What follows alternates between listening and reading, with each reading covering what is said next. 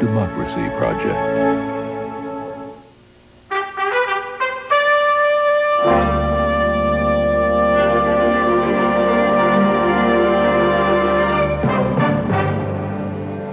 Good evening. I'm Ray Suarez in Washington. Welcome to this NewsHour special presentation of the 2000 vice presidential debate. You're now seeing a live picture from Center College in Danville, Kentucky. Senator Joe Lieberman and former Defense Secretary Dick Cheney will, in a few moments, begin the first and only vice presidential debate of the 2000 election season. It will be 90 minutes. The candidates will remain seated around the table for the length of the program. Bernard Shaw of CNN will moderate the exchange. This confrontation comes just 2 days after the men at the head of the Democratic and Republican tickets, Vice President Gore and Governor Bush, laid out their differences in a debate in Boston.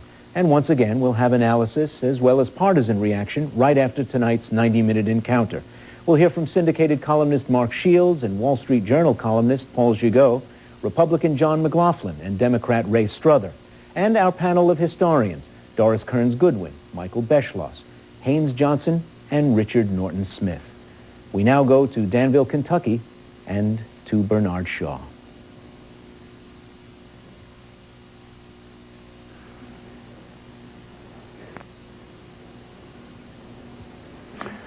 From historic Danville, Kentucky, good evening, and welcome to this year's only vice presidential debate sponsored by the Commission on Presidential Debates. I'm Bernard Shaw of CNN, Moderator. Tonight, we come to you from Newland Hall in the Norton Center for the Arts on the campus of Center College. To President John Roush, the faculty here, students, and community leaders statewide, we thank you for hosting this debate. The candidates are the Republican nominee, former Defense Secretary Dick Cheney of Wyoming, and the Democratic nominee, Senator Joseph Lieberman of Connecticut. The commission, these candidates and their campaign staffs have agreed to the following rules. A candidate shall have 2 minutes to respond to the moderator's question. The other candidate shall have 2 minutes to comment on the question or the first candidate's answer. When I exercise the moderator's discretion of extending discussion of a question, no candidate may speak for more than 2 minutes at one time. This audience has been told no disruptions will be tolerated. A prior coin toss has determined that the first question will go to the Democratic candidate. Senator, few hardworking Americans would base their well-being on bonuses they hope to get 5 or 10 years from now. Why do you, and you, Secretary Cheney, predict surpluses you cannot possibly guarantee to pay for your proposed programs? Bernie, before I answer that very important question, let me first thank you for moderating the debate. Let me thank the wonderful people here at Center College and throughout Kentucky for being such gracious hosts. And let me give a special thank you to the people of Connecticut, without whose support over these last 30 years, I would never have had the opportunity Al Gore has given me this year. And finally, let me thank my family that is here with me, my wife Hadassah, our children, our siblings, and my mom. My 85-year-old mom gave me some good advice about the debate earlier today. She said, sweetheart, as she is prone to call me, remember, be positive and know that I will love you no matter what your opponent says about you. Well, Mom, as always, that was both reassuring and wise. I am going to be positive tonight. I'm not going to indulge in negative personal attacks. I'm going to talk about the issues that I know matter to the people of this country: education, health care, retirement security, and moral values. I'm going to describe the plan that Al Gore and I have for keeping America's prosperity going and making sure that it benefits more of America's families, particularly the hardworking middle-class families who have not yet fully benefited from the good times we've had. And Bernie, I'm going to explain tonight how we're going to do all this and remain fiscally responsible. Let me briefly get to your question. You have about 10 seconds. All right. We're not spending any more than is projected by the experts. In fact, unlike our opponents, we're setting aside $300 billion in a reserve fund just in case those projections the nonpartisan experts make are not quite right. We understand that balancing the budget, keeping America out of debt, is a way to keep interest rates down and the economy growing. Secretary Cheney. Well, I too want to join in thanking the folks here in Center College in Danville, Kentucky, for sponsoring this and making all of this possible. And I am delighted to be here tonight with you, Joe. And I too want to avoid any personal attacks. I promise not to bring up your singing. So I promise not to sing. Okay. Good. I think this is an extraordinarily important decision we're going to make on November 7th. We're really going to choose between what I consider to be an old way of governing ourselves, of high levels of spending, high taxes, ever more intrusive bureaucracy, or a new course, a new era, if you will, and Governor Bush and I want to offer that new course of action. With respect to the surplus, Bernie, we've got to make some kind of forecast. We can't make 12-month decisions in this business. We're talking about the kinds of fundamental changes in programs and government that are going to affect people's lives for the next 25 or 30 years. And while it may be a little risky in some respects from an economic standpoint to try to forecast surpluses, I think it's you have to make some planning assumption which you proceed. We care a great deal about the issues that are at stake here, and one of the difficulties we have, frankly, is that for the last 8 years we've ignored a lot of these problems. We haven't moved aggressively on Social Security. We haven't moved, for example, on Medicare. There are important issues out there that need to be resolved, and it's important for us to get on with that business, and that's what Governor Bush and I want to do. You alluded to problems. There's no magic bullet, Secretary Cheney, in this question to you.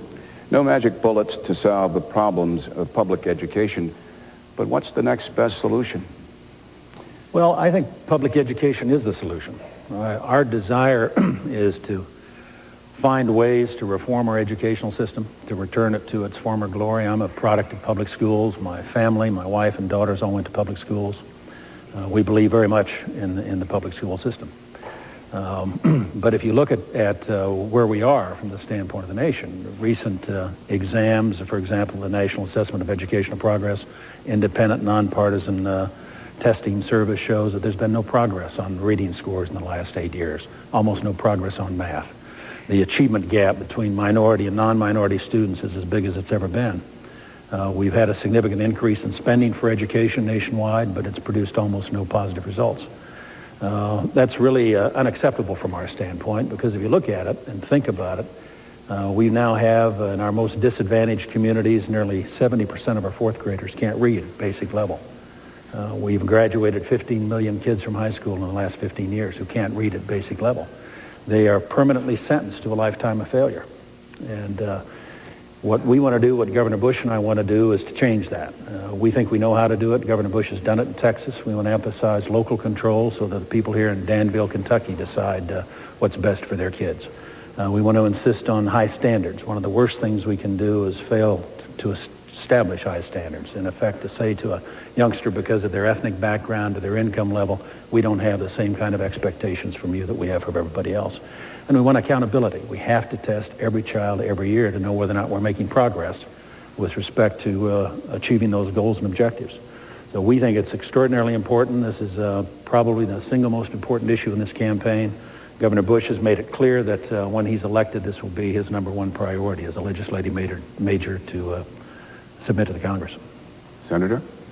Bernie, Al Gore and I are committed to making America's public schools the best in the world. And I disagree with what my opponent has said. A lot of progress has been made in recent years. Average testing scores are up, and a lot of extraordinary work is being done by tens of thousands of parents and teachers and administrators all around America. But there's more to be done.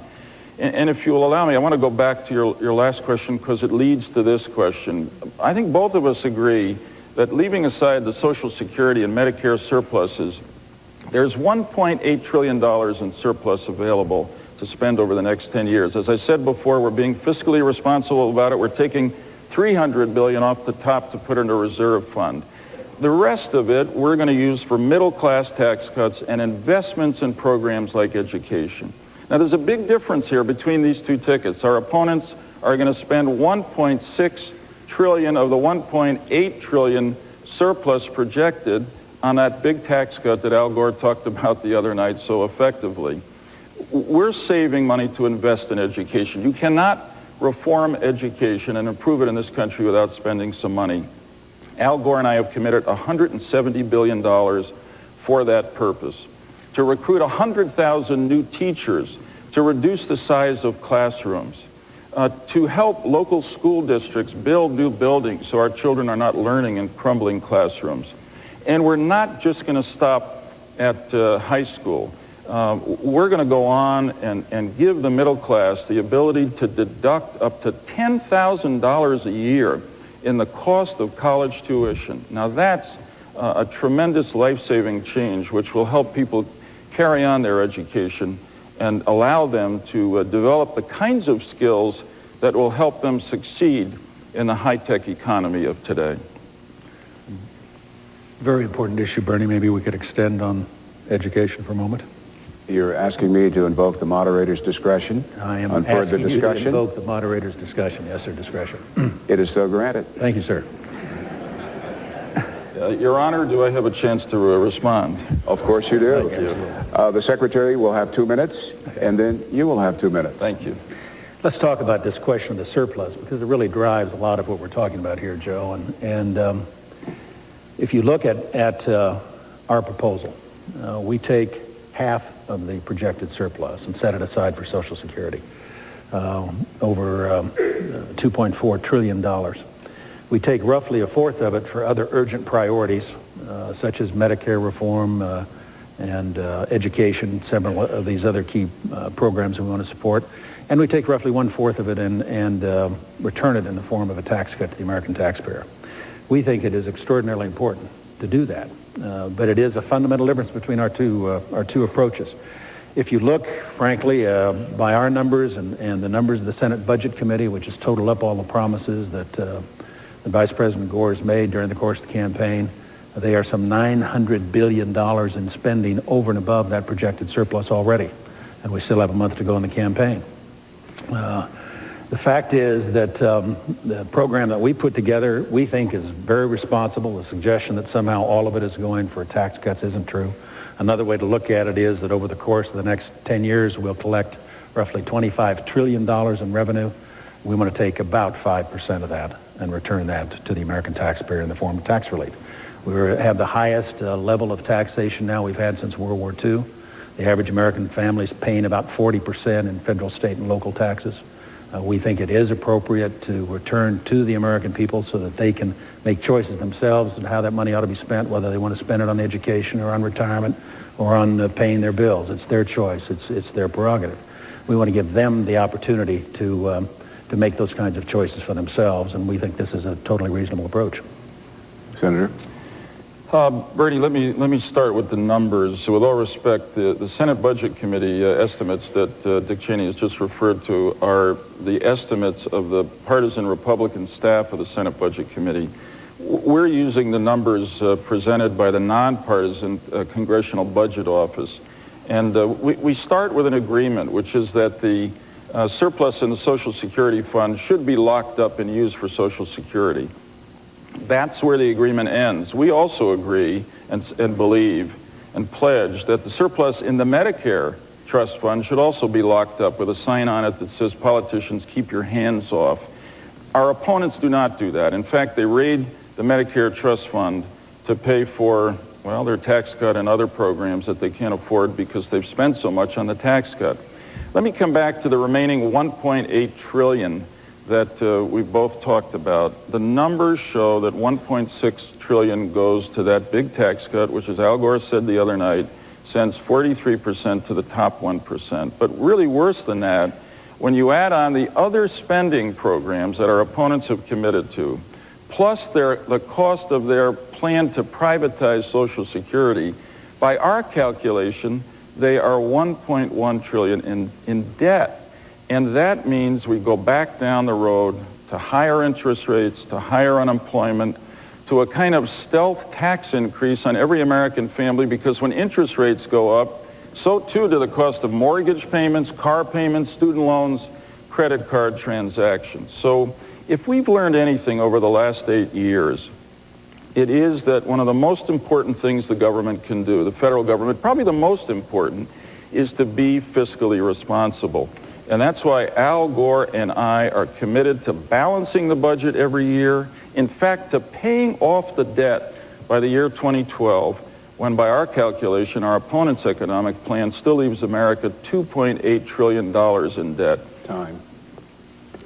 The next question goes to you. Gentlemen, this is the 21st century. Yet, on average, an American working woman in our great nation earns 75 cents for each dollar earned by a working male. What do you males propose to do about it? Well, it's a good and important question. Obviously, in our time, fortunately, great advances have been made by women achieving the kind of equality that they were too long denied. But Bernie, your question is absolutely right. Women, actually the number I have is receive 72 cents for every dollar a man receives in a comparable job. Al Gore and I have issued an economic plan in which we've stated specific goals for the future. And one of those goals is to eliminate the pay gap between men and women. It's unfair and it's unacceptable. And the first way we will do that is by supporting the Equal Pay Act, which has been proposed in Congress, which gives women the right to file legal actions against employers who are not treating them fairly and not paying them equally. Secondly, we're going to do everything we can using governmental support of business agencies such as the Small Business Administration to help women business owners have an opportunity to invest and begin businesses and make larger incomes themselves. And there are other civil rights and human rights laws that I think can come to play here. So bottom line, this is an unfair and unacceptable situation. And even though as the economy has risen in the last 8 years, America's women have risen with it and received more income, until women are receiving the same amount of pay for the same job they're doing as a man receives, we've not achieved genuine equality in this country. And Al Gore and I are committed to closing that gap and achieving that equality. You know, in so many families, women are a significant bread earner or the only bread earner. So this cause affects not only the women, but families and the children as well. Mr. Secretary. Well, Bernie, I certainly share the view that we ought to have equal pay for equal work regardless of someone's gender, and we've made major progress in recent years. I think we've still got a ways to go. But I also think it's not just about the differential with respect to women. If you look, for example, at our opponent's tax proposal, they discriminate between stay-at-home moms with children that they take care of themselves and those who go to work or who, in fact, have their kids taken care of outside the home. You, in effect, as a stay-at-home mom, get no tax advantage under the Gore tax plan, as contrasted with the Bush proposal, which, in fact, provides tax relief for absolutely everybody who pays taxes. And it's important to understand that the things that we're trying to change and the things that we're trying to address in the course of the campaign and what our agenda is for the future, our plans are for the future, focused very much upon giving as much control as we can to individual Americans, be they men or women, be they single or married, as much control as possible over their own lives, especially in the area of taxation. We want to make certain that the American people have the ability to keep more of what they earn, and then they get to decide how to spend it. The proposal we have from Al Gore, basically, doesn't do that. It, in effect, lays out some 29 separate tax credits, and if you live your life the way they want you to live your life, if you do, in fact, behave in a certain way, then you qualify for a tax credit, and at that point you get some relief.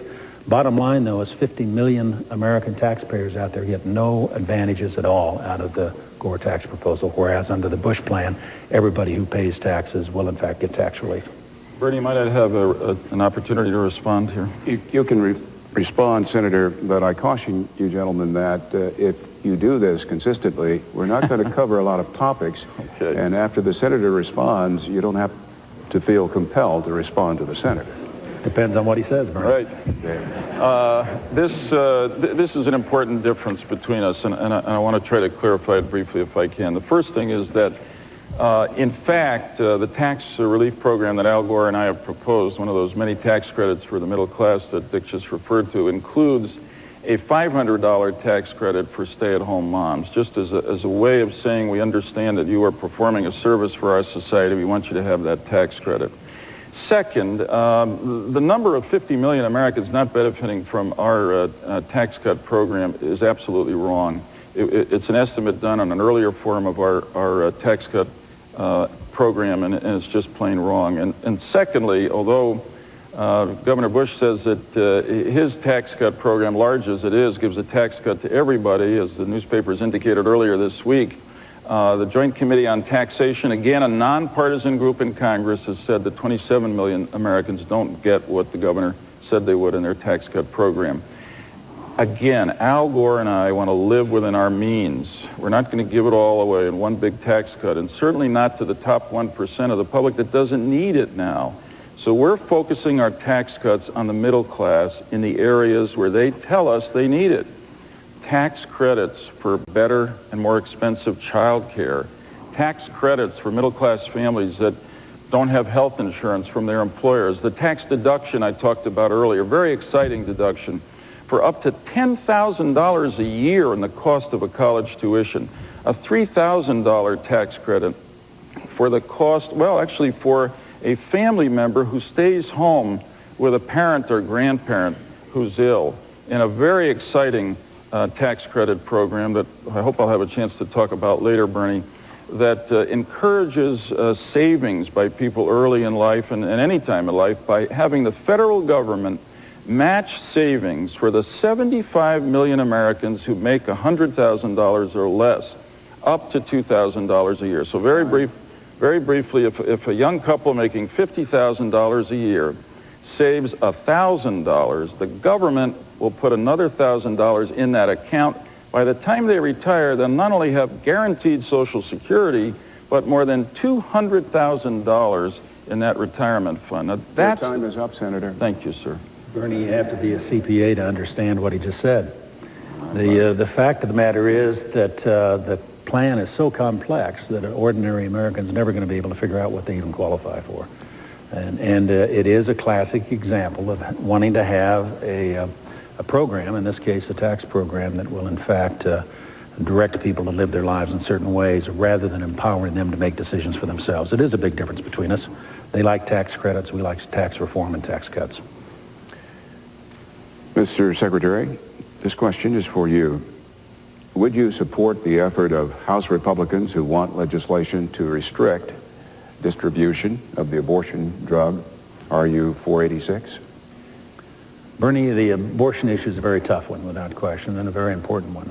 And Governor Bush and I have emphasized, while we clearly are both pro-life, that's what we believe, that we want to look for ways to try to reduce the incidence of abortion in our society. Many on the pro-choice side have said exactly the same thing.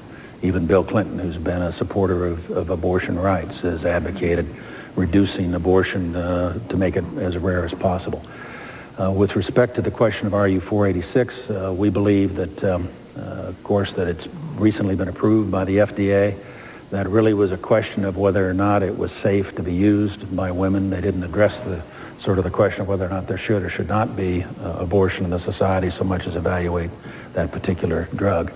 What we'd like to be able to do is to look for ways to reach across the divide between the 2 points of view and find things that we can do together to reduce the incidence of abortion. We think of such things as promoting adoption as an alternative, encouraging parental notification, and we also think banning the horrific practice of partial birth abortions is an area where there could be agreement.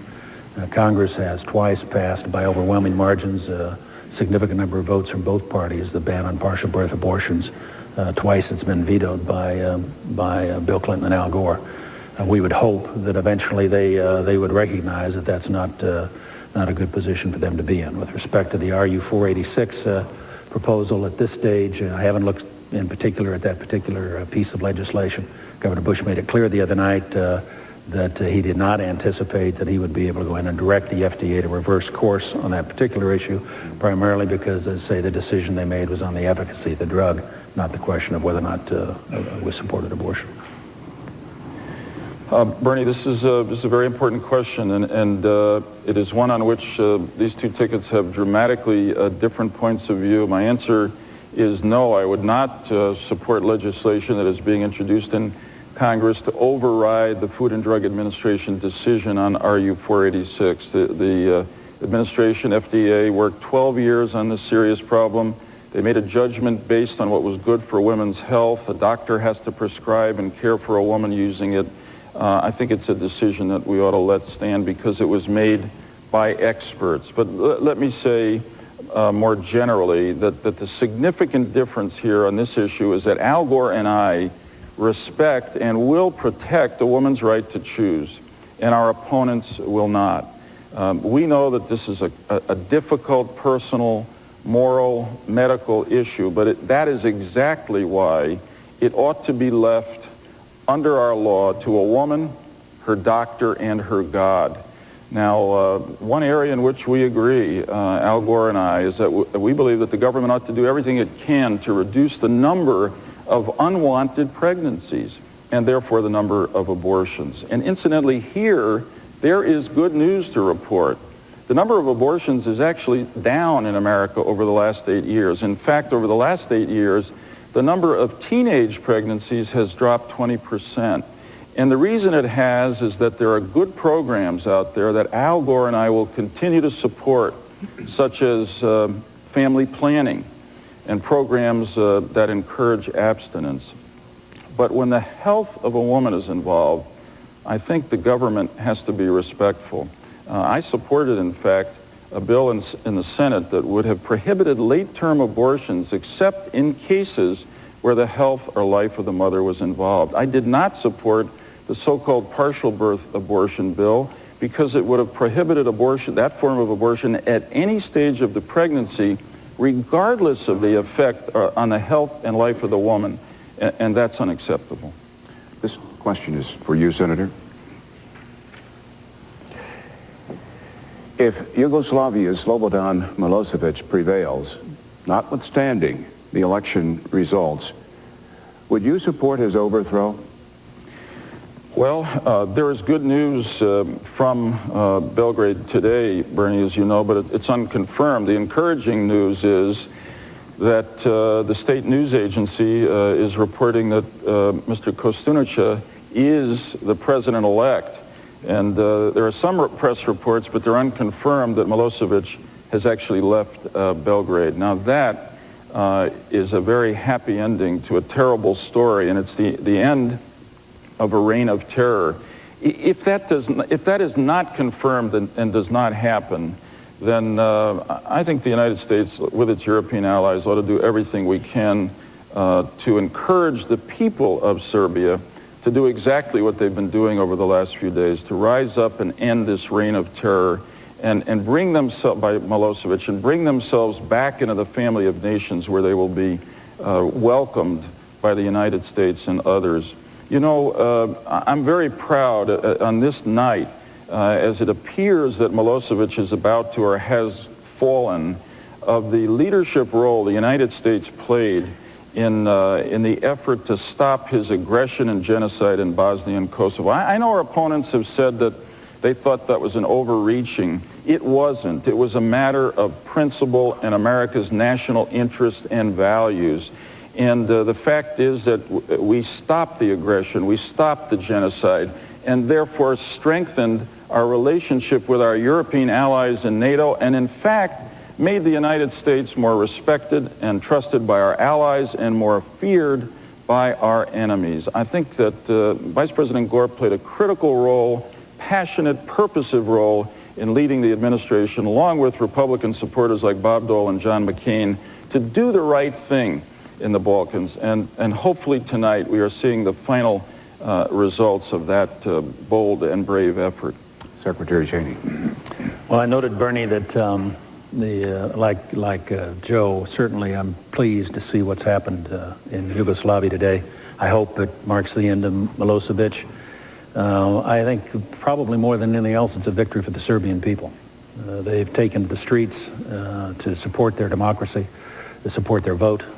In some respects, this is a continuation of a process that began 10 years ago all across Eastern Europe and has only now arrived in Serbia. We saw it in Germany, we saw it in Romania, we saw it in Czechoslovakia as the people of Eastern Europe rose up and made their claim for freedom.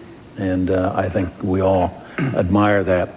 I think with respect to how this process has been managed most recently, we want to do everything we can to support Mr. Milosevic's departure. Certainly, though, that would not involve committing U.S. troops. I do think it's noteworthy that there appears to be an effort underway to get the Russians involved. I noted the other night, for example, Tuesday night in the debate in Boston, Governor Bush suggested exactly that we ought to try to get the Russians involved to exercise some leverage over the Serbians, and Al Gore poo-pooed it. But now it's clear from the press that, in fact, that's exactly what they were doing, and that that Governor Bush was correct in his assessment and his recommendation. He has supported the administration on Kosovo. He lobbied actively against passage of the Byrd-Warner provision, which would have set a specific deadline, one he felt it was too soon for forcing U.S. troops out. So he's been supportive of the policy that we've seen with respect to Yugoslavia, and I think he deserves a lot of credit for that. I'd go beyond that. I think this is an opportunity for the United States to test President Putin of Russia. That in fact now is the time when we ought to find out whether or not he is indeed committed to democracy, whether or not he's willing to support the forces of freedom and democracy diplomatically in the area there of Eastern Europe. And it's a test for him, in effect, or whether he represents the old guard in the Soviet Union. One of the most important challenges we face as a nation is how we manage that process of integrating those 150 million Eastern Europeans into the security and economic framework of Europe. Your question, Mr. Secretary. You and Governor Bush charged that the Clinton-Gore administration have presided over the deterioration and overextension of America's armed forces. Should U.S. military personnel be deployed as warriors or peacekeepers? My preference is to deploy them as warriors. There may be occasion when it's appropriate to use them in a peacekeeping role, but I think that role ought to be limited. I think there ought to be a time limit on it. The reason we have a military is to be able to fight and win wars, and to maintain it with sufficient strength so that would-be adversaries are deterred from ever launching a war in the first place. I think that the administration has, in fact, in this area, failed in a major responsibility. We've seen a reduction in our forces far beyond anything that was justified by the end of the Cold War. At the same time, we've seen a rapid expansion of our commitments around the world as troops have been sent hither and yon. The testimony just last week by the Joint Chiefs of Staff before the House Armed Services Committee that pointed out a lot of these problems. That for example, General Mike Ryan of the Air Force, that with 40% fewer aircraft, he's now undertaking 3 times as many deployments on a regular basis as he had to previously. So we're overcommitted and we're under-resourced. This has had some other unfortunate effects. I saw a letter, for example, the other day from a young captain stationed down in Fort Bragg, graduate of West Point of 95, getting ready to get out of the service because he's only allowed to train with his troops when fuel's available for the vehicles and only allowed to fire their weapons twice a year. He's concerned that if he ever had to send them into combat, it would mean lives lost. That is a legitimate concern, and this is a very important area. In fact, the U.S. military is worse off today than it was 8 years ago. A major responsibility for us in the future, and a high priority for myself and Governor Bush, will be to rebuild the U.S. military, to give them the resources they need to do the job we ask them to do for us, and to give them good leadership. Senator, you're shaking your head in disagreement. Well, I am, Bernie, and most important, I want to assure the American people that the American military is the best trained, best equipped, most powerful force in the world, and that Al Gore and I will do whatever it takes to keep them that way. It's not right, and it's not good for our military to run them down, essentially, in the midst of a partisan political debate. The fact is that you've got to judge the military by what the military leaders say, and Secretary Bill Cohn, a good Republican, General Shelton, Chairman of the Joint Chiefs of Staff, both will tell you that the American military is ready to meet any threat we may face in the world today. And the fact is, judging by its results from Desert Storm to the Balkans, Bosnia and Kosovo, to the operations that are still being conducted to keep Saddam Hussein in the box in Iraq, the American military has performed brilliantly. In fact, this administration has turned around the drop in spending on the military that began in the mid-'80s and went right through the Bush-Cheney administration and the early years of the Clinton administration, but now that's stopped. In fact, we passed the largest pay increase in a generation for our military. And the interesting fact here, in spite of the rhetoric that my opponent has just spoken, is that the reality is that if you look at our projected budgets for the next 10 years, Al Gore and I actually commit more than twice as much, $100 billion in additional funding for our military than Governor Bush does. And their budget allows nothing additional for acquisition of new weapon systems, and that's something that the same General Mike Ryan of the Air Force and all the other chiefs of the services will not be happy about, because they need the new equipment, the new systems that Al Gore and I are committed to giving them. Bernie, this is a special interest of mine. I'd like a chance to elaborate further, if I might.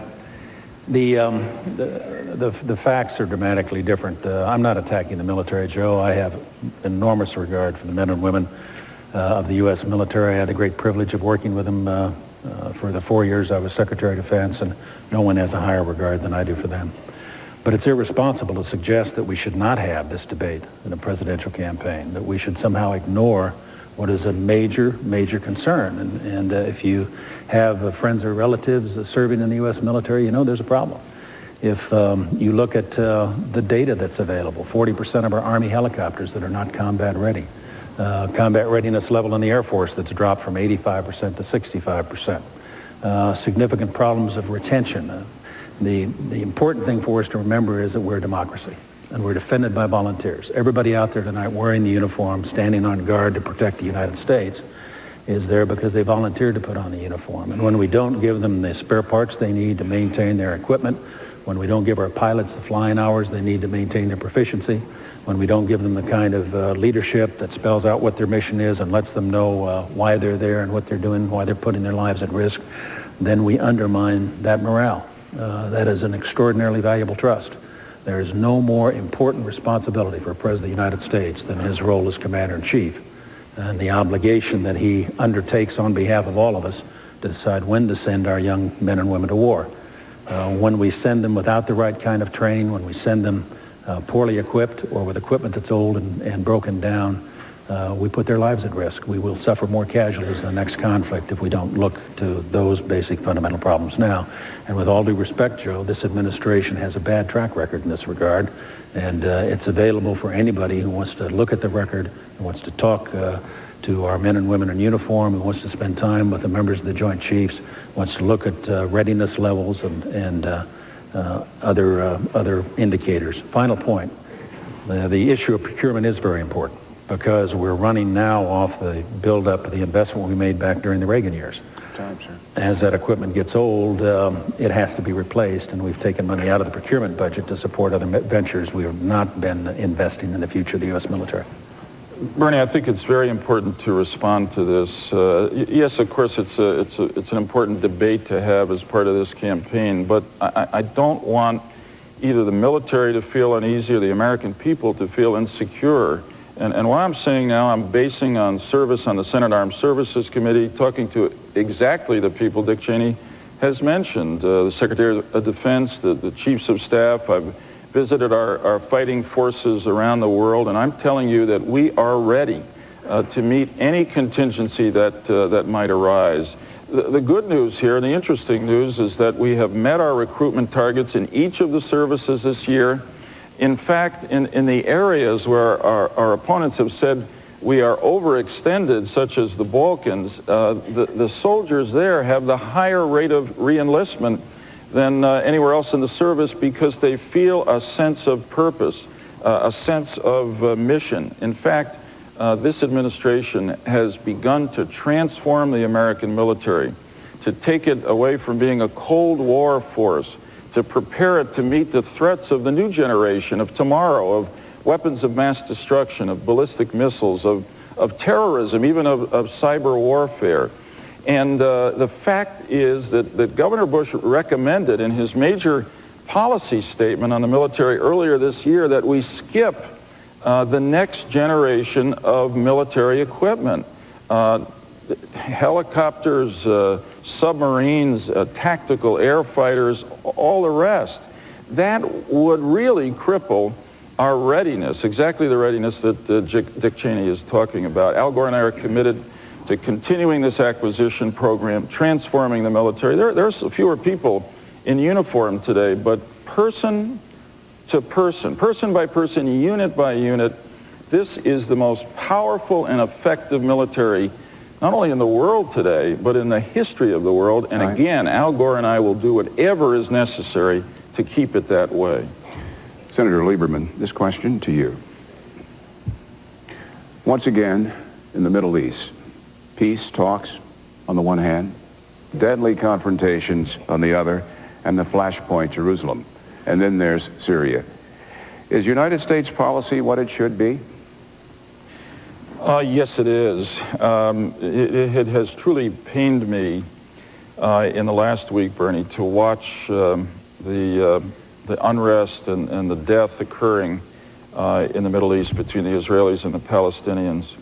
So much work has been done by the people there with the support of this administration. So much progress has been made in the original Oslo agreements between the Israelis and the Palestinians adopted in 1993, in the peace between Israel and Jordan thereafter. I mean, America has a national strategic interest and a principled interest in peace in the Middle East, and Al Gore has played a critical role in advancing that process over the last 8 years. What pains me as I watch the unrest in recent days between the Israelis and the Palestinians is that these two peoples have come, in some senses, generations forward, centuries forward in the last 7 years. They are so close to a final peace agreement. I hope and pray that the death and unrest in the last week will not create the kinds of scars that make it hard for them to go back to the peace table with American assistance and achieve what I'm convinced the great majority of the Israeli and Palestinian people want, indeed people throughout the Middle East, which is peace. Secretary Albright has been in Paris meeting with Prime Minister Barak and Chairman Arafat. I hope and pray that her mission is successful, that there is a ceasefire, and the parties return to the peace table. Now, we've been on a very constructive course in the Middle East, played an unusual, unique role, and I am convinced that Al Gore and I commit that Al Gore and I will continue to do that. I hope I might, through my friendships in Israel and throughout the Arab world, play a unique role in bringing peace to this sacred region of the world. Bernie, it has been a very, very difficult area to work in for a long time. Numerous administrations going back certainly to World War II have had to wrestle with the problem of what should happen in the Middle East. We made significant breakthroughs, I think, at the end of the Bush administration because of the Gulf War. In effect, we had joined together with Arab allies and done enormous damage to the Iraqi armed forces, and Iraq at the time was the biggest military threat to Israel. By virtue of the end of the Cold War, the Soviets were no longer a factor. They used to fish in troubled waters whenever they had the opportunity in the Middle East. But with the end of the Soviet Union, the implosion, if you will, of the empire, that created a vacuum, if you will, and made it easier for us to operate there. We were able to, I think, reassure both Arabs and Israelis that the United States would play a major role there, that we had the ability and the will to deploy forces to the region if we had to engage in military operations to support our friends and oppose our foes.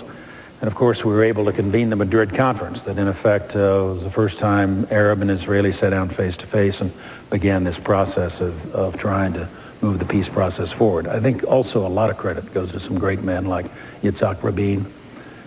His tragic passing was of major consequence, a great tragedy for everybody who cares about peace in the Middle East. He was a man who had the military stature to be able to confidently persuade the Israelis, I think, to take some risk for peace. I think Prime Minister Barak has tried the same thing. I hope that we can get this resolved as soon as possible. My guess is that the next administration is going to be the one that's going to have to come to grips with the current state of affairs there. I think it's very important that we have an administration where we have a president with firm leadership who has the kind of track record of dealing straight with people, of keeping his word, so that friends and allies both respect us and our adversaries fear us. This question is for you, Mr. Secretary. If Iraq's President Saddam Hussein were found to be developing weapons of mass destruction, Governor Bush has said he would, quote, take him out. Would you agree with such a deadly policy? We might have no other choice. We'll have to see if that happens. The thing about Iraq, of course, was at the end of the war, we had pretty well decimated their military.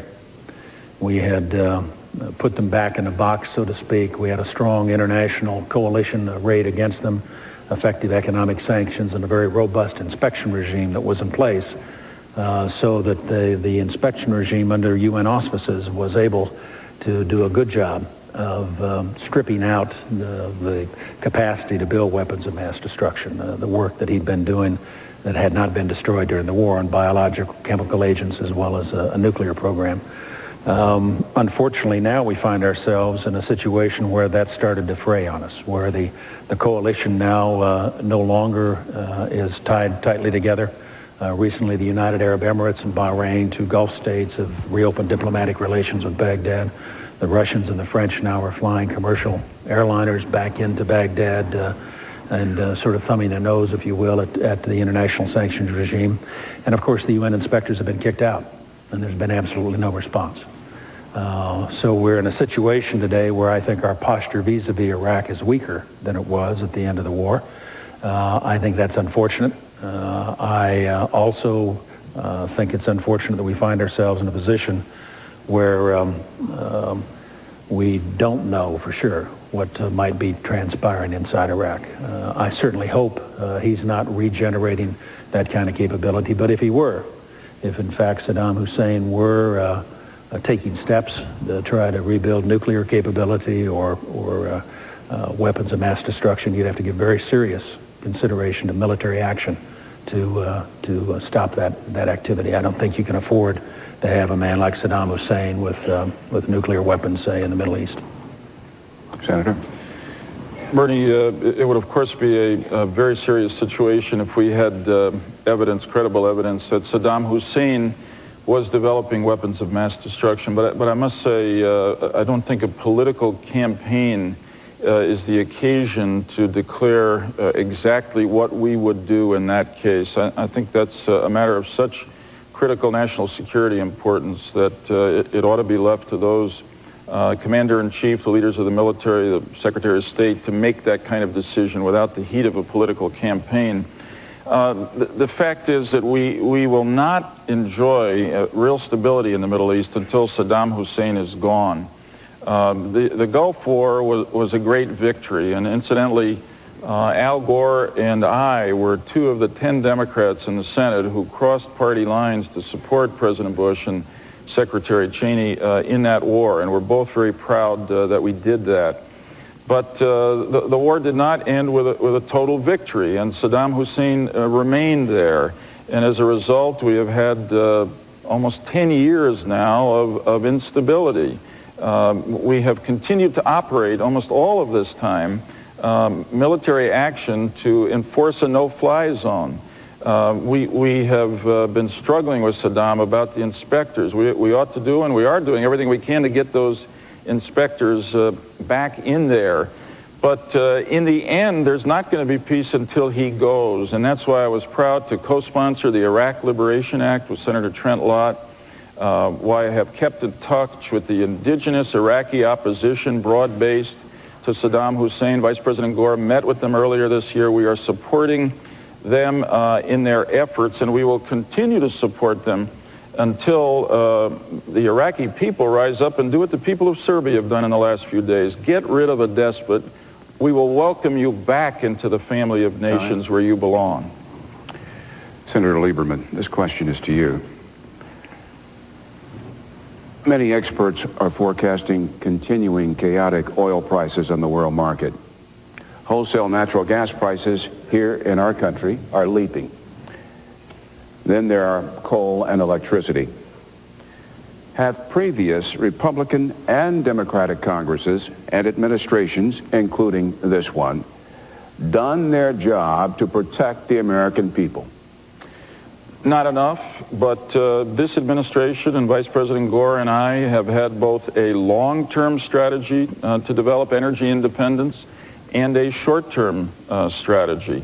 In fact, if this administration had been given the amount of funding that it had requested from the Republican Congress, we'd be further along in the implementation of that long-term strategy, which is aimed at developing alternative, cleaner sources of energy, aimed at giving tax credits to individuals and businesses to conserve and use energy more efficiently, aimed at a partnership for a new generation of vehicles with the American automobile industry, which is making great progress and can produce a vehicle that can get 80 miles per gallon. We also have a short-term strategy and to deal with exactly the kind of ups and downs of energy prices. And I know it was controversial, but Al Gore and I believed that it was important in the short term to reach into the Strategic Petroleum Reserve, take some of that oil that we have, put it in the market, show the big oil companies and the OPEC oil-producing countries that we've got some resources with which we can fight back. We're not just going to lay back and let them roll over our economy.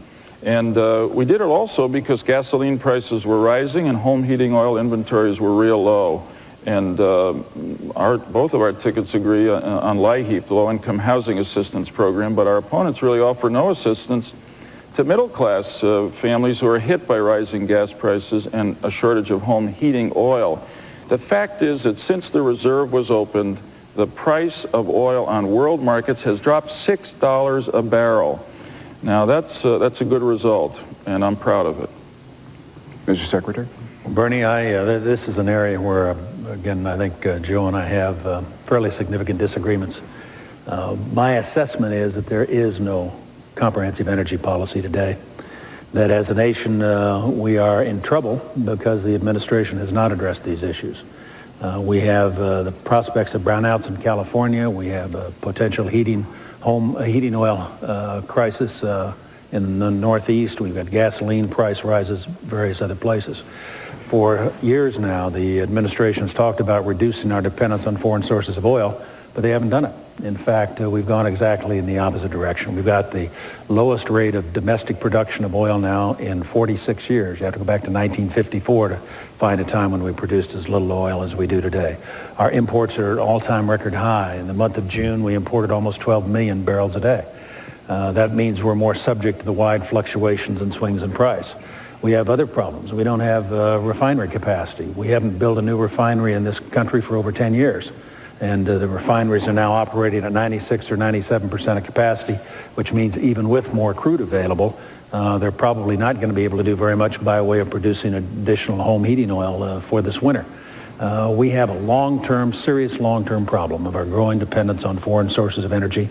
That will always be the case, but we ought to be able to shift the trend and begin to move it in the right direction. We need to do a lot more about generating the capacity for power here at home. We need to get on with the business, and we think we can do it very safely in an environmentally sound manner. We don't think that we ought to buy into this false choice that somehow we cannot develop energy resources without being cautious with the environment. We can. We've got the technology to do it, and we ought to do it. We do support the low-income energy assistance program. We think that's very important so that senior citizens, for example, don't suffer this winter. But we need to get on to the business of having a plan to develop our domestic energy resources and producing more supplies, and this administration hasn't produced it. Bertie, can I add a word to that? Senator, I'm going to continue. I yield. Thank you, sir. Your congressional record. You sponsored a bill that said no to oil and gas exploration in Wyoming wilderness areas, your home state. However, you co-sponsored a bill that said yes to drilling in the Arctic National Wildlife Refuge. Your explanation? Well, Bernie, it just shows I've got a balanced approach to how we deal with environmental issues. Not a case of not in my backyard? No, I think we have to make choices. And the Wyoming Wilderness Bill, frankly, was one of my proudest achievements as a member of Congress. I worked on that with my good friend Al Simpson, for example, for about 4 years. We set aside a part of Wyoming, nearly 1 million acres of wilderness that ought to be separate and not be developed. We think that was important. There are a lot of areas around the country where Governor Bush and I, for example, support restraints. We support the moratorium on drilling off the coast of California. But there are places where we think we ought to go forward and develop those resources. The Arctic National Wildlife Reserve is one of them. It's on the North Slope. It's right next to Prudhoe Bay. The infrastructure is there to be able to deliver that product to market. We think we can do it, given today's technology, in a way that will not damage the environment, will not permanently mar the countryside at all. And so what we're looking for, I think, with respect to environmental policy and energy policy is balance. We do have to make choices. We recognize we have to make choices. But the way you phrase the question, frankly, I welcome, because I think it shows that, in fact, we are trying to pursue a balanced approach, and the suggestion that somehow all we care about is energy development isn't true. But we do have to get on with developing those resources, or we're going to find ourselves ever more dependent on foreign sources. We're going to find that our fact that we don't have an energy policy out there is one of the major storm clouds on the horizon for our economy. I think if we're to look for something that could develop, some problem that could arise that might in fact jeopardize our continuing prosperity, it's the possibility that we might find ourselves without adequate supplies of energy in the future, and there'd be no quicker way to shut down our economy than that. Bernie, we agree on the problem, but we couldn't disagree more on the response to the problem. The problem is accurately stated. No matter how strong we are economically, if we remain dependent on a source of energy that is outside our control, we're not going to be as strong as we should be. And others around the world can effectively yank our chain, and we cannot allow that to continue to happen. I'm afraid that our opponents' response to this is one-sided, and it is essentially to develop the resources within the United States almost regardless of where. I'm against drilling in the Arctic Refuge. This is one of the most beautiful, pristine places that the good Lord has created on Earth, and it happens, fortunately, to be within the United States of America. It's just not worth it to do that for what seems to be the possibility of 6 months' worth of oil 7 to 12 years from now. That's not much of a response to the immediate problem that gasoline consumers and home heating oil customers are facing this winter. There are more resources within the United States that we can develop. In fact, and this isn't mentioned much and appreciated much, but in the last 8 years, drilling for gas on federal lands has gone up 60%, and it's been done in an environmentally protective way. In fact, the administration has encouraged the drilling for deep gas and oil that's going on in the Western Gulf today. But the answer here is new technology that will create millions of new jobs. Let me just say this. If we can get 3 miles more per gallon from our cars, we'll save 1 million barrels of oil a day, which is exactly what the refuge at its best in Alaska would produce. Now, the choice to me is clear. We've got to develop fuel cells, alternative energy. We've got to encourage people to conserve and to be efficient. This question is for you, Senator. We all know Social Security is the backbone of the retirement system in our nation.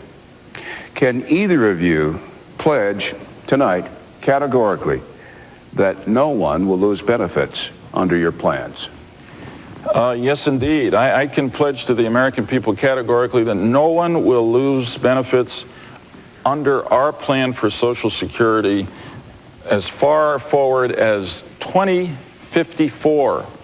And let me come back and say, Bernie, that Al Gore and I view Social Security as probably the best thing the government did in the second half or the last century. It has created a floor under which seniors cannot fall, and so many of them depend on it for their basic living, for their livelihood. It is critically important to protect it. That's why Al and I have committed to putting that Social Security surplus in a lockbox, not touching it, and that's what allows us to keep Social Security solvent to 2054. Our opponents have an idea for privatizing Social Security that will jeopardize Social Security payments to recipients. And I looked at this idea, and if I may use an oil industry analogy, which is to say that sometimes, as you know, Dick, better than I, you got to drill deep to discover whether there's oil in a well. For a while, I was drilling into this idea of privatization of Social Security, and the deeper I got, the drier the well became. And it seemed to me at the end that what it was going to do is dry up Social Security. It requires taking as much as $1 trillion out of the Social Security fund. The independent analysts have said that would put the fund out of money in 2023, or if it's not out of money, benefits will have to be cut by over 50%. That's just not worth doing. Al Gore and I are going to guarantee Social Security and add to it the retirement savings plan that I mentioned earlier, which will help middle-class families looking forward have not only Social Security, but a superb extra retirement account as well. Social Security plus from us, with all respect, Social Security minus from the Bush-Cheney ticket. You won't be surprised, Bernie, if I disagree with Joe's description of our program. The fact of the matter is the Social Security system's in trouble. It's been a fantastic program. It's been there for 65 years. It's provided benefits for senior citizens over that period of time, for my parents. It means a great deal to millions of Americans. And Governor Bush and I want to make absolutely certain that the first thing we do is guarantee the continuation of those payments, those benefits, and keep those promises that were made. But if you look down the road, if you're, say, 30 years old today, and I have two daughters about that age, they seriously question whether or not there'll be any system left for them. And that's because the demographics that are work out there, and it's almost an iron law. We know how many people there are. We know when they're going to reach retirement age. We know when that baby boom generation's coming along. We know how long people are likely to live after that. It's going to drive the system into bankruptcy unless we reform it and deal with it. The reform we would like to offer is to allow our young people to begin to take a portion of the payroll tax, 2% of it, and invest it in a personal retirement account. That does several things. First of all, it gives them a stake in the Social Security system. That becomes their property. They own it. They can pass it on to their kids if they want. They don't have that kind of equity in Social Security today. Secondly, we can generate a higher return off that investment that you get than you get in the existing system. Today, you get about a 2% return in your what you pay into Social Security. We can generate, we think, at least 6%. All the evidence shows at least 3 times what we're able to get now. And long term, by generating a bigger return, we'll put additional funds into the system that will help us survive that crunch that's otherwise going to hit in the future. Bottom line is there's a choice here. With respect, frankly, to Al Gore and Joe's plan, they don't reform Social Security at all. They had another huge obligation on top of it that future generations will have to pay. They don't touch the basic system itself. They don't reform it. They don't save it. We have a plan to do that and a plan to give our young people choice and more control over their own lives. Time. Mr. Secretary, this question is for you. Washington is a cauldron of political bickering and partisanship. The American people, gentlemen, have had enough. How would you elevate political discourse and purpose? Well,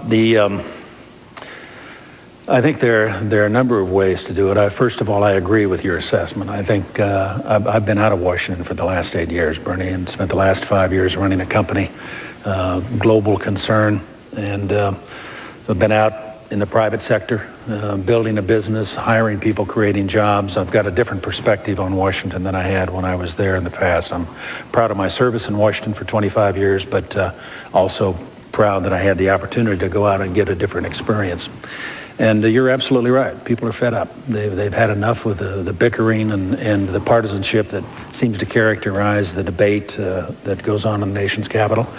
I've seen it done differently, though. I've seen it done differently in Texas. I've watched George Bush. And one of the reasons I was eager to sign on when he asked me to become his running mate was because I've been so tremendously impressed with what he's done as the governor of Texas. He came in when he had a legislature completely controlled by the other party.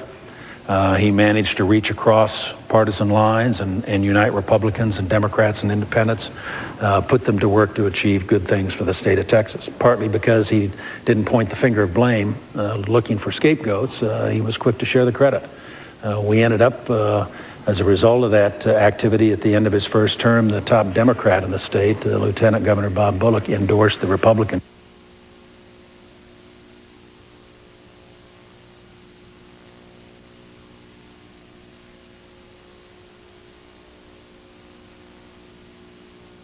Can do it with all due respect to Al Gore, was somebody who spent all the last 24 years in that Washington environment and who campaigns on the basis of castigating others, of pointing the finger of blame at others in terms of blaming business or various and sundry groups for our failings. I think you have to be able to reach out and work together and build coalitions. I think George W. Bush has done that in Texas and can do it at the national level. Senator. Bernie, you're absolutely right. There's too much partisanship in Washington. It puzzles me. You'd think that people in public life and politics would want to do what would make them popular, and yet too often people in both parties seem to act in a way that brings down the institutions of government and each of us individually, and it's a shame. I have tried very hard in my career to call them as I see them and work with colleagues on both sides of the aisle to get things done. And I'm proud of my record in that regard, and I certainly think that would be an asset that I could bring to the vice presidency should I be fortunate enough to be elected. I mean, in my Senate career, I've worked with Bob Dole, for instance, on Bosnia, and I worked with John McCain on cultural values. I worked with Connie Mack on foreign policy. I worked with Don Nichols on the International Religious Freedom Act. If I go on much longer, I'm going to get in trouble with my own party. But the fact is that that's the way things get done. And I'm proud of those partnerships. And let me say a word about Al Gore. In his years in the House and the Senate, he formed similar bipartisan partnerships. If you look back over the last 8 years, the most significant accomplishments of this administration in which Al Gore was centrally involved were the result, most of them, of bipartisan agreements. I mean, after all, the Welfare Reform Act, which Al Gore promised to lead the effort on to get people off of welfare, to set time limits, to get people to enjoy the dignity of work, that was a bipartisan act that was adopted. The Anti-Crime Act, which has lowered crime or helped to lower crime more than 20% in our country today, also was bipartisan. And then the Balanced Budget Act of 1997, which was critical to getting our economy to the point and our government to the point of unprecedented surplus we enjoy today, also was bipartisan, and Al Gore was involved. So I'd say that's exactly the kind of bipartisan leadership that he and I can bring to Washington to get things done. With all due respect, Joe, there's just an awful lot of evidence that there has not been any bipartisan leadership out of this administration or out of Al Gore. And the fact is the Medicare problems have not been addressed. We've had 8 years of promises on prescription drugs and no action. The Social Security problem has not been addressed. We've had 8 years of talk and no action. The educational problem has not been addressed. We have 8 years of talk and no action. They've been in a position of responsibility in the White House, the powerful interest, if you will, in Washington, D.C., and they've been unable to work with others. Medicare is a classic example. You had the Broe Commission, a good effort at a bipartisan solution for Medicare. Whether you bought or didn't buy the answer that was generated, the fact is the administration helped set it up and then pulled the plug on it because they'd rather have the issue than they would the solution.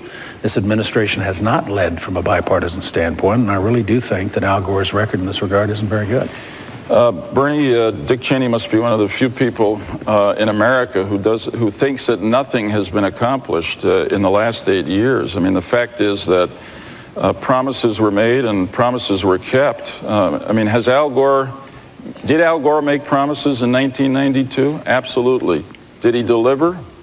Big time, if I may put it that way. And that's the record. Look at the 22 million new jobs. Look at the 4 million new businesses. Look at the lower interest rates, low rate of inflation, high rate of growth.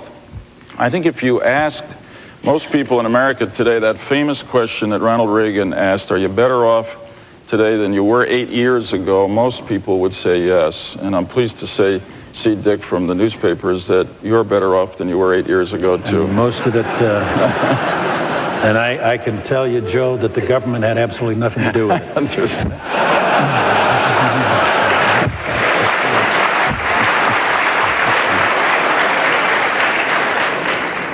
This question is to you, but I can see my wife, and I think she's thinking, gee, I wish she would go out into the private sector. Well, I'm going to try to help you do that, Joe.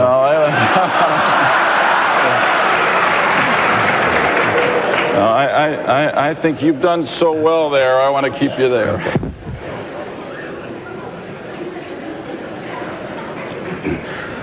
Dick Cheney, Joe Lieberman, you are black for this question.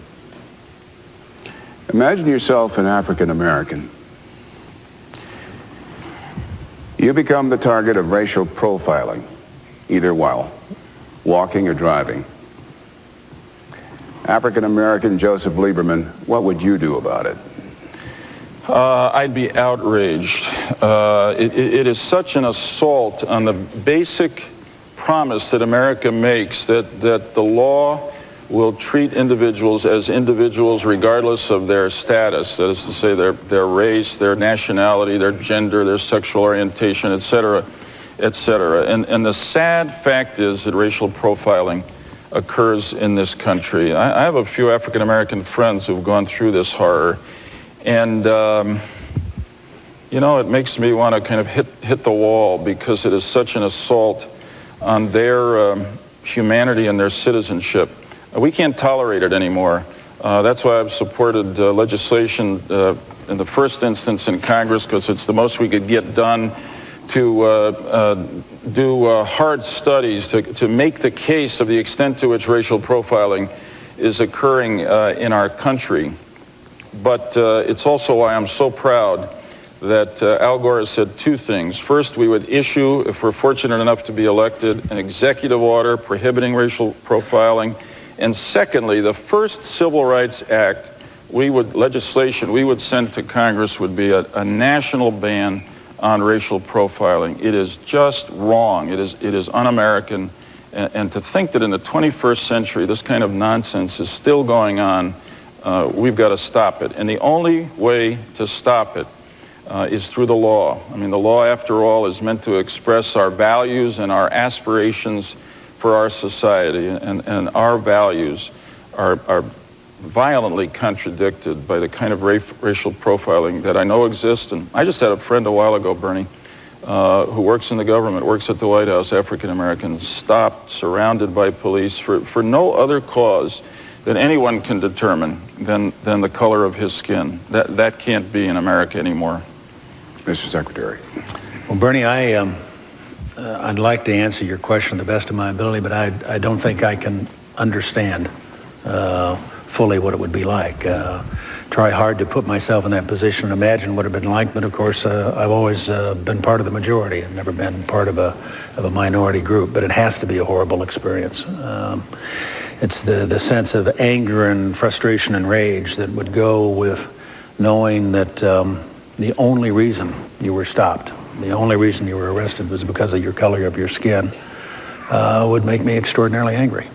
And I'm not sure how I would respond. I think that we have to recognize that while we've made enormous progress in the U.S. in racial relations, and we have come a very long way, we still have a long way to go. That we still have not only the problems we're talking about here tonight in terms of the problems you mentioned of profiling, but beyond that, we still have the achievement gap in education, income differentials, differences in lifespan. We still have, I think, a society that where we haven't done enough yet to live up to that standard that we'd all like to live up to, I think, in terms of equality of opportunity, that we judge people as individuals, that as Martin Luther King said, we ought to judge people on the content of their character instead of the color of their skin. I would hope that we can continue to make progress in that regard in the years ahead. Senator, sexual orientation. Should a male who loves a male and a female who loves a female have all the constitutional rights enjoyed by every American citizen? A very current and difficult question, and I've been thinking about it, and I want to explain what my thoughts have been. Maybe I should begin this answer by going back to the beginning of the country and the Declaration of Independence, which says right there at the outset that all of us are created equal and that we're endowed not by any bunch of politicians or philosophers, but by our Creator with those inalienable rights to life, liberty, and the pursuit of happiness.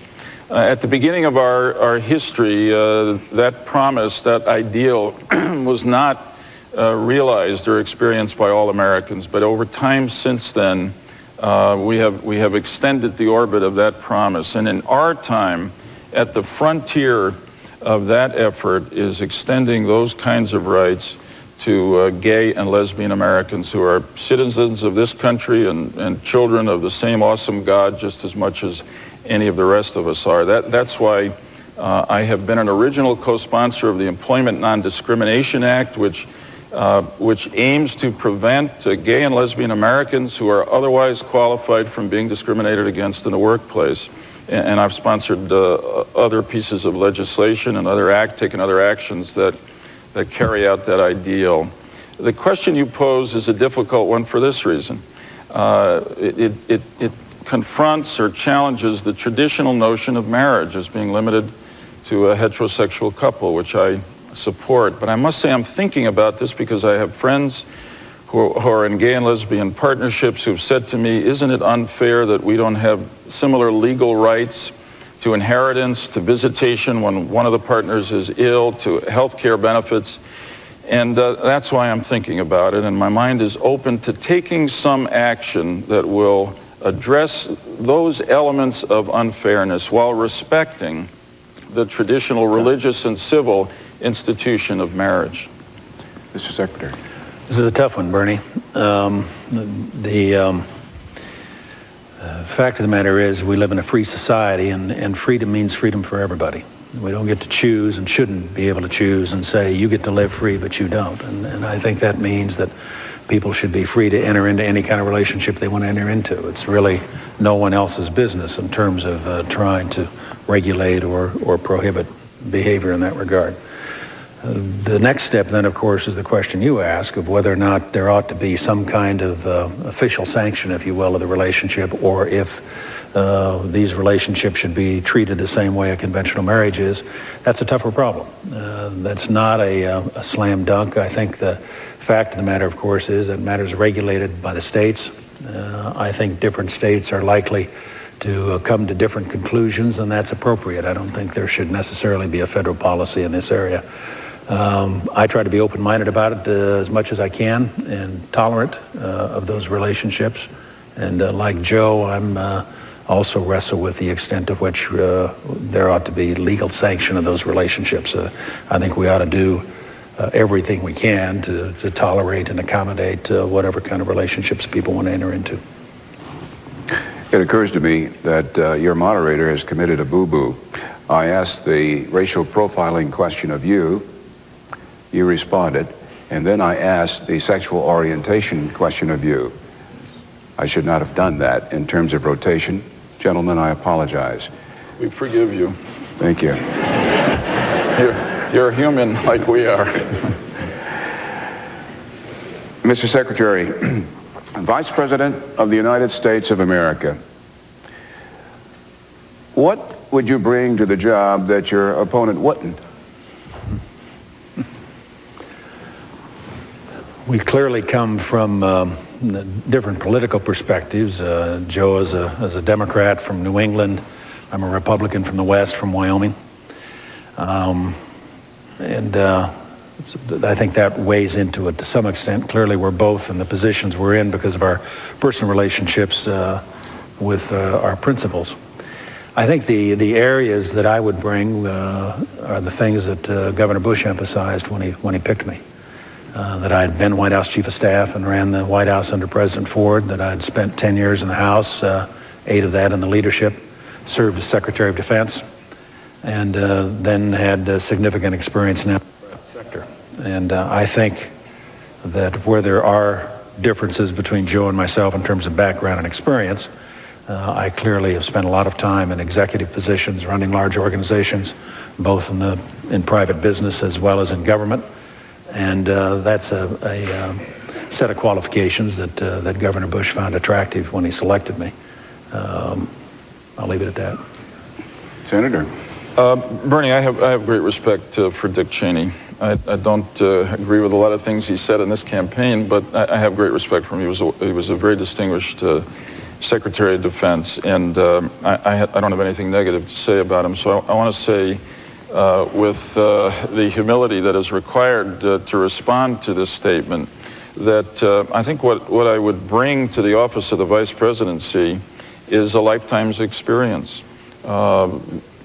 Growing up in a working class family, having the opportunity to go to a great public school system, then to go on to college, and then to be drawn really by President Kennedy, as well as the values of service my family gave me into public life, wanting to make a difference. And I've had extraordinary opportunities, thanks again to those folks back home in Connecticut, as a state senator, as an attorney general, fighting to enforce the law, to protect them and the environment, and as consumers, and to litigate on behalf of human rights. And then for the last 12 years as a member of the Senate of the United States, focusing on national security questions, environmental protection, economic growth, and values.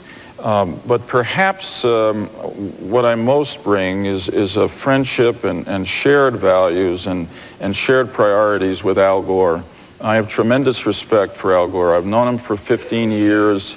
He's an outstanding person as a public official and as a private person. His life is built on his faith. It's devoted to his family.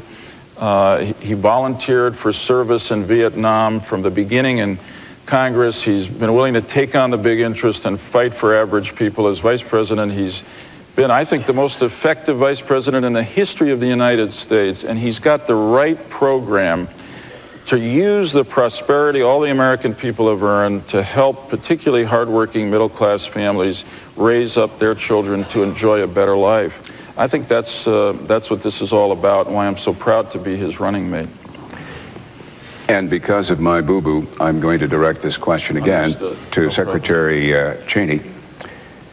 Have you noticed a contradiction or hypocritical shift by your opponent on positions and issues since he was nominated? Boy, we've been trying very hard to keep this on a high plane, Bernie. Thanks, Bernie.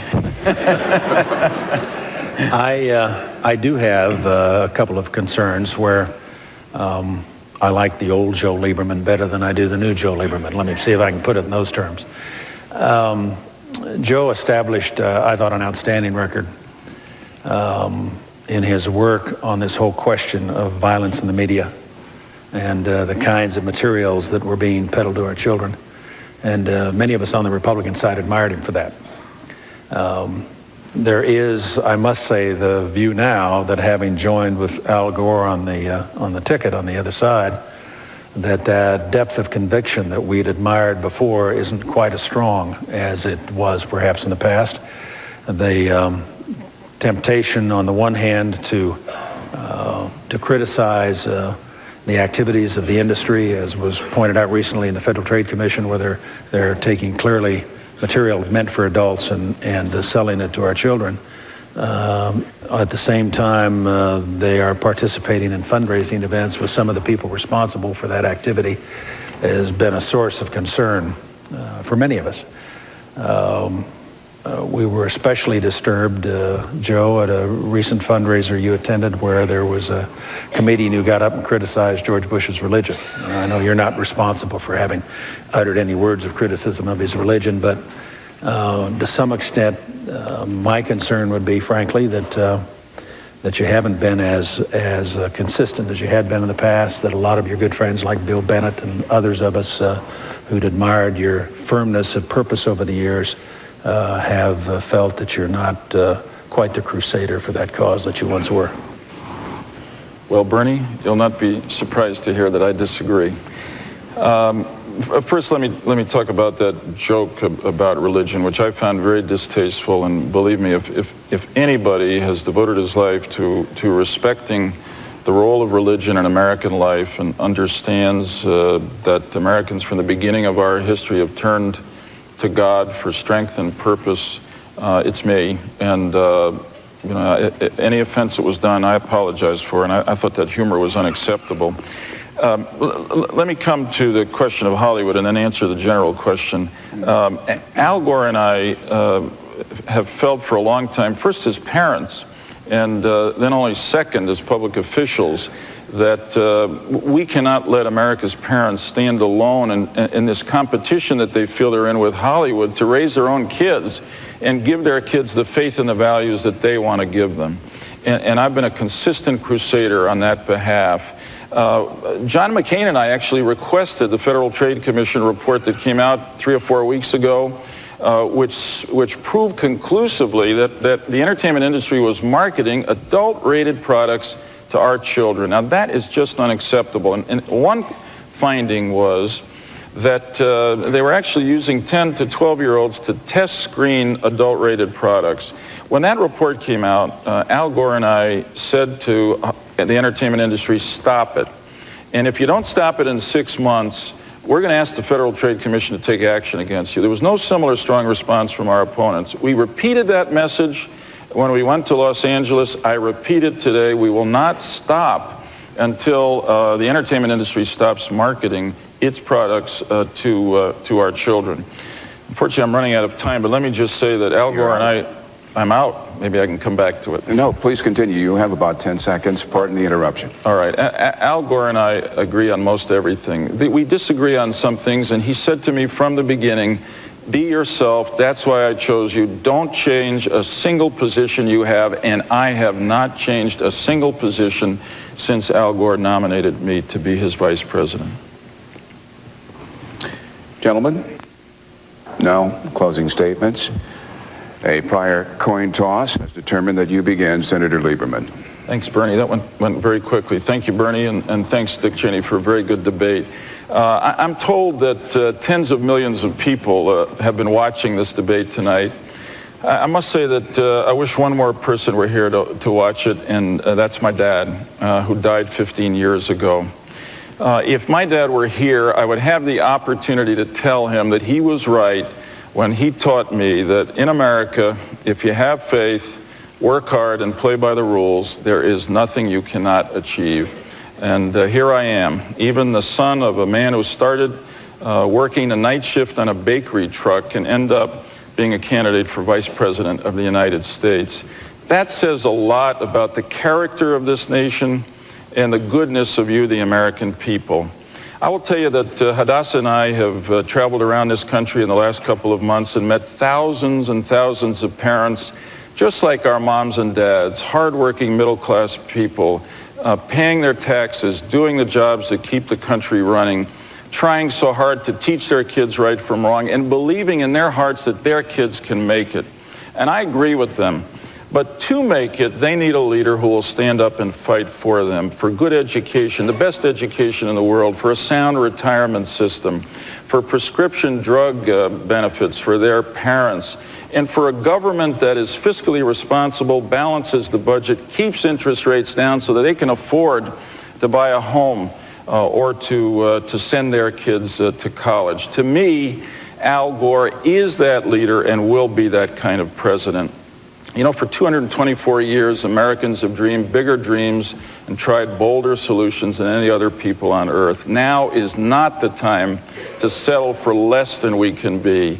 As good as things are today, Al Gore and I believe that with your help and God's help, we can make the future of this good and blessed country even better. Thank you, God bless you, and good night. Mr. Secretary.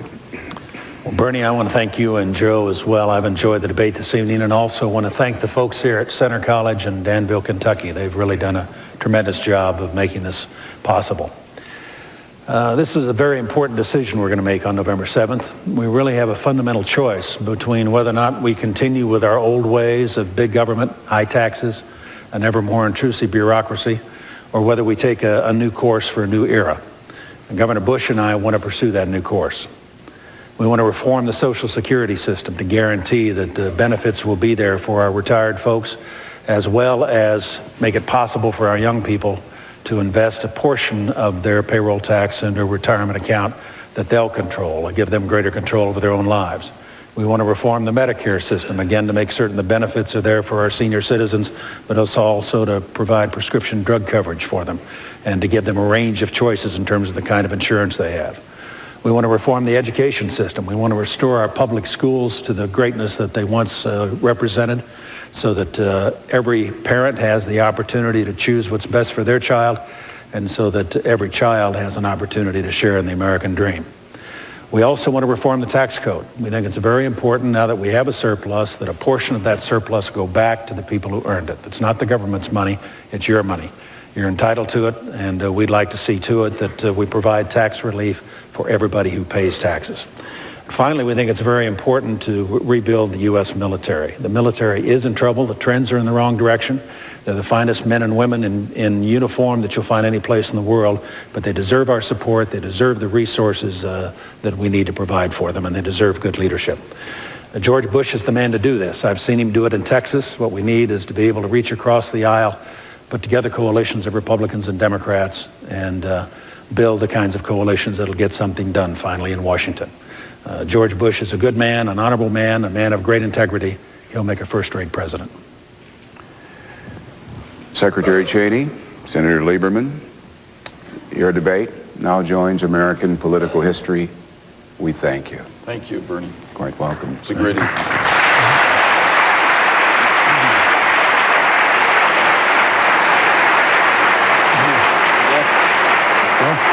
Got it. Don't leave that. You know, that went a lot more quickly than Yeah. I took my last one. I didn't wear my last. Yeah, they wouldn't let me wear mine. I just have a little bit here.